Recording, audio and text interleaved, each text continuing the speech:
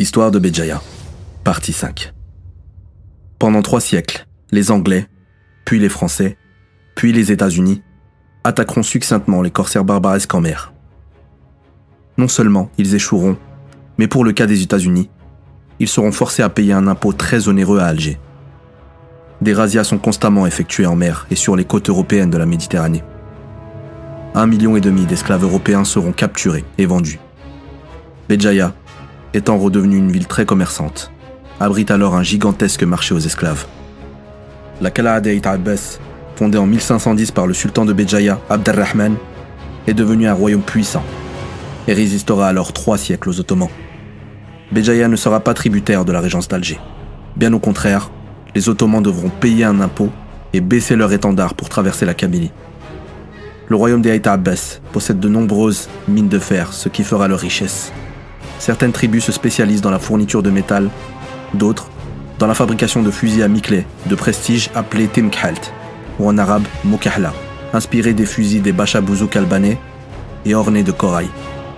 La Kabylie restera pendant ces 3 siècles une zone hostile où personne n'ose entrer, où certaines tribus se massacrent entre elles. Les Kabyles aiment la guerre. Les Ottomans le savent et emploient constamment des mercenaires parmi le royaume de Koukou et d'Ayt Abbas. En 1830, les Français se lancent à la conquête de l'Algérie. Au début, l'expédition est dirigée contre Alger, mais très tôt, les envahisseurs cherchent à occuper l'ensemble du pays, contre laquelle sont dirigées plusieurs expéditions. La ville de Béjaïa est prise, le 29 septembre 1833, après une résistance intense de ses habitants. Cependant, les Français ne parviennent pas à en conquérir les alentours. La ville et sa région opposent une farouche résistance à la présence coloniale française et prennent part à plusieurs soulèvements et insurrections, comme celle de l'Alafat Mansoumer en 1857, celle du marabout Bouberla, et surtout la grande révolte du Cheikh al-Moqarani et du Cheikh Haddad en 1871. C'est seulement après la révolte de 1871 que la région a été pacifiée.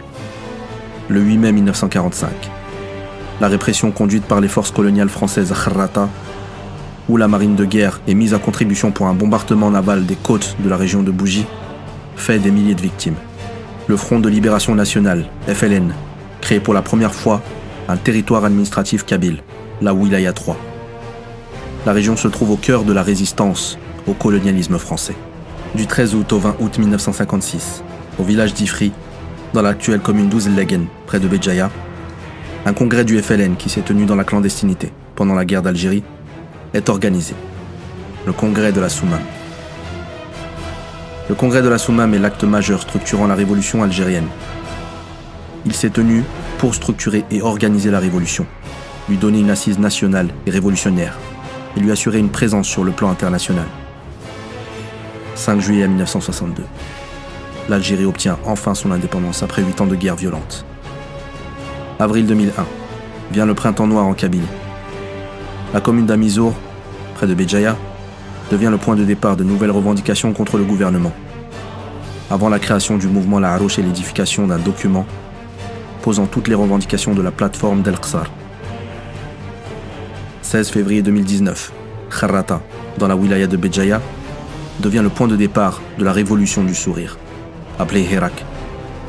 Une manifestation pacifique, sans précédent, qui a embrasé le pays tout entier. Voilà, c'est la fin de cette série d'épisodes sur l'histoire de Béjaïa. J'espère que ça vous a plu. N'hésitez pas à me suggérer de nouvelles thématiques pour mes vidéos en commentaire. Artofeth.